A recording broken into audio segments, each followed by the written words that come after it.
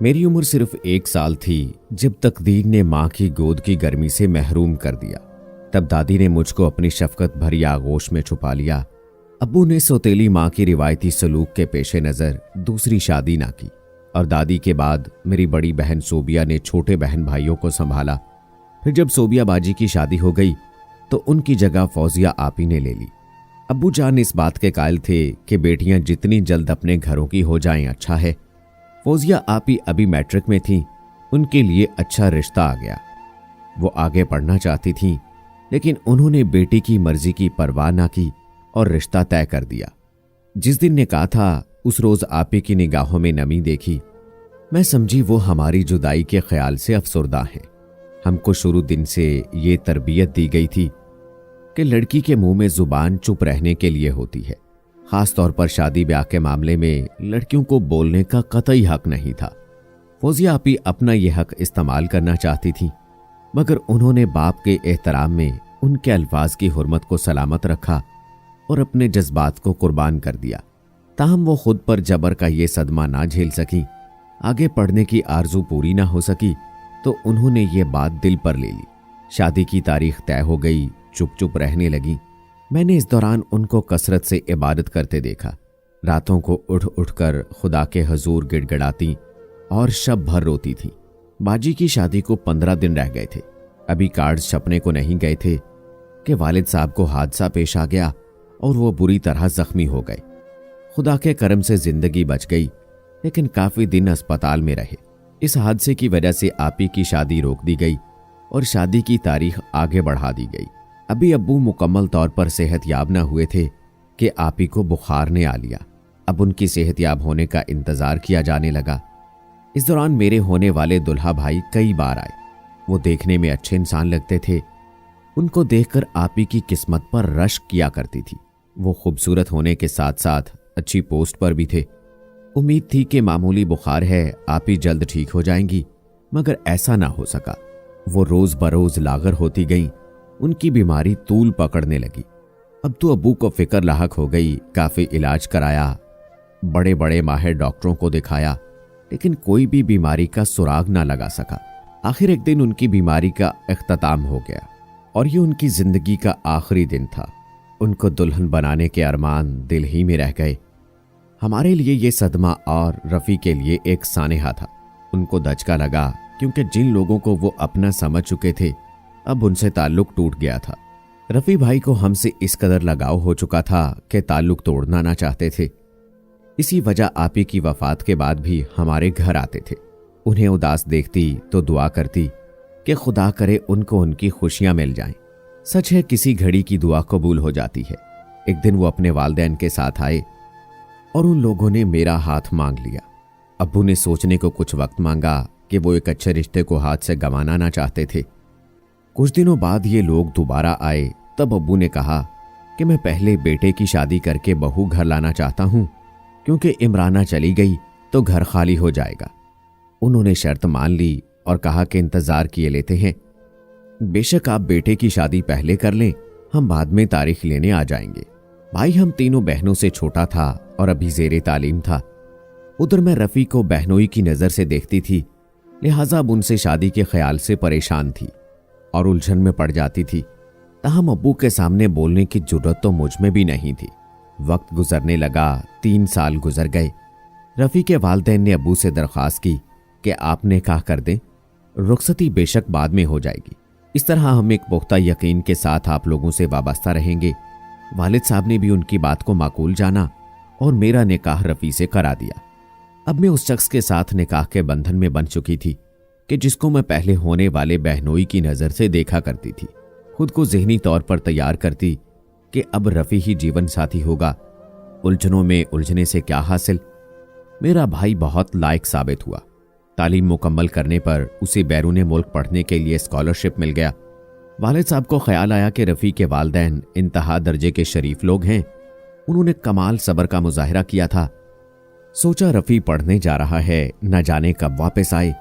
मुनकोहा बेटी को अरसा दराज तक बैठाए रखना दुरुस्त नहीं, अब रुखसती कर देनी चाहिए। अब्बू ने उन लोगों को बुलाकर रुखसती की तारीख दे दी और आखिरकार मैं दुल्हन बनकर रफ़ी के घर आ गई। दिल धड़क रहा था, जाने कैसे मन रफ़ी को कबूल करेगा। लेकिन यह मरहला भी उनकी मोहब्बत भरे सलूक से तय हो गया और हम मियाँ बीवी के बंधन में बंधने के बाद एक दूसरे से मोहब्बत करने लगे। मेरे जहन में मरहुमा बहन की जो शबीह चुप गई थी, उसे मैंने हकीकत की चादर से ढांप दिया और अपने शौहर के हमरा खुशो खुरम जिंदगी गुजारने लगी। हमारी ये सरशारी और वालेहाना प्यार सास ससुर को पसंद न आया। वो हर वक्त रफ़ी को कहते थे, बेटा औरत साथ बेएतबार होती है, इस पर बहुत ज़्यादा खुद को वारने की ज़रूरत नहीं है। पाँव की जूती सर पर नहीं, पाँव में ही सही रहती है। उन्हीं दिनों रफ़ी का तबादला दूसरे शहर में हो गया। वो मुझे दिलासा देकर गए कि रहाइश का बंदोबस्त होते ही तुमको ले जाऊंगा। यहाँ मेरा उनके बगैर जीना लगा तो वहाँ उनका मेरे बगैर दिल न लगता था। वो कुछ दिनों बाद रहाइश का इंतजाम करके लौट आए। सास ससुर के मना करने के बावजूद वो मुझे अपने साथ लेकर आ गए। यहाँ आकर हमारे दिन रात गुलो गुलजार गुजरने लगे। खुशियों की ऐसी बरसात मेरी जिंदगी में कभी ना आई थी। 2 साल हमने गोया जन्नत में गुजारे। इस दौरान हम सास ससुर के पास भी जाते रहते थे। मैं हर बार उनको कहती थी कि आप भी हमारे पास आकर रहिए, मगर वो नहीं आते थे। जब ससुराल जाती, सास कहती, शादी को इतने बरस हो गए, औलाद नहीं हो रही। खुदा जाने क्यों हमने उसी घर से दोबारा रिश्ता ले लिया। एक मर गई और दूसरी बांझ मिली है। खानदान का नाम लेवा जाने पैदा होगा भी या नहीं। वो अब गाहे गाहे मेरे शौहर को भड़काने लगी कि साल 2 साल और देखेंगे, बच्चा ना हुआ तो तुम्हारी दूसरी शादी करवा दूंगी।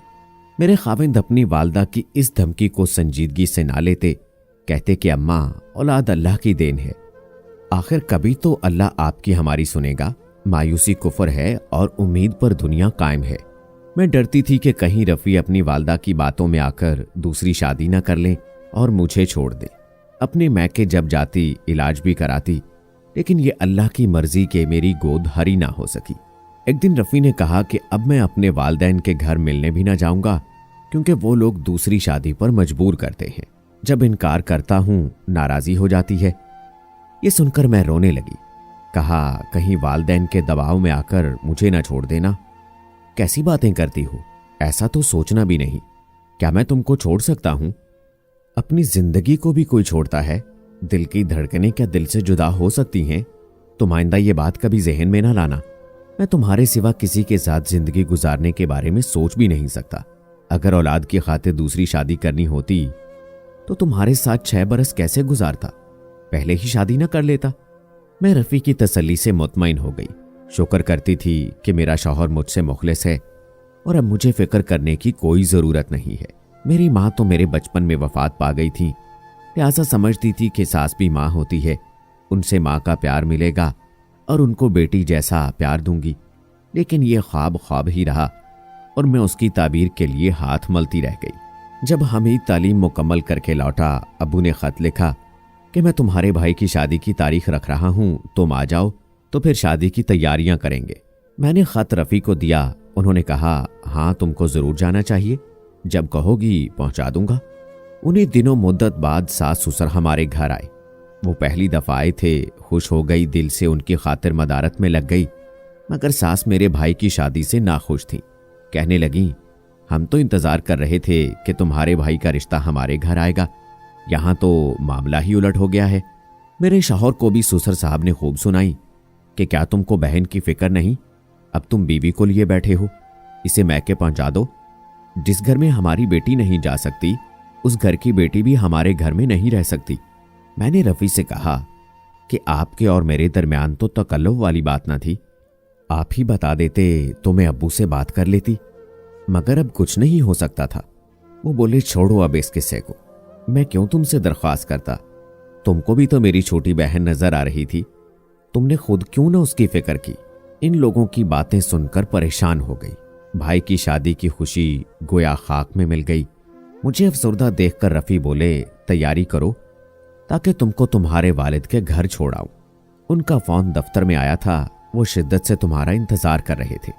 मैंने कहा, आपके अम्मी अबू आए हुए हैं और मुद्दत बाद पहली बार आए हैं, इनको छोड़कर ना जाऊंगी। उनकी खातिर तवाज़ो कौन करेगा? जब ससुर साहब ने सुना, बोले, नहीं तुम जाओ, कोई बात नहीं, ये खुशी का मौका है, हम कोई गैर नहीं, मेहमान नहीं हैं, अपने घर आए हुए हैं।